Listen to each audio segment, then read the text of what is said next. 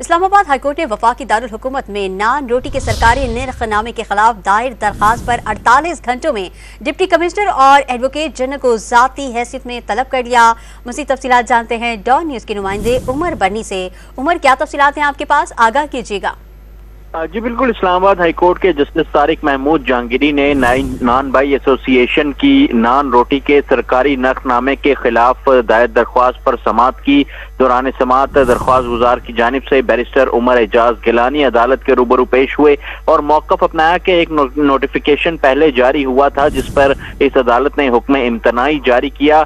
यहाँ अदालत को बताया गया कि वो नोटिफिकेशन वापस ले लिया गया, मगर फिर मीडिया पर अपनी ही खबर की तरदीद कर दी। दूसरे नोटिफिकेशन के हसूल के लिए food controller general of prices को तहरीरी खत भी लिखा। बैरिस्टर उमर एजाज गिलानी ने कहा कि डिप्टी कमिश्नर ने रावलपिंडी का नोटिफिकेशन इस्लामाबाद के लिए जारी कर दिया। इस वक्त नया नोटिफिकेशन जारी कर दिया गया है। इसमें 100 ग्राम की रोटी की कीमत जो है वो 16 रुपए है। अदालत की जानिब से जो है जो आइंदा 48 घंटे में डिप्टी कमिश्नर और एडवोकेट जनरल को जाती हैसियत में तलब करते हुए फरीकैन को नोटिस जारी कर दिए। जी उमर मेहताब बड़ी तफसीलात से आगाह कर रहे थे, आपका शुक्रिया।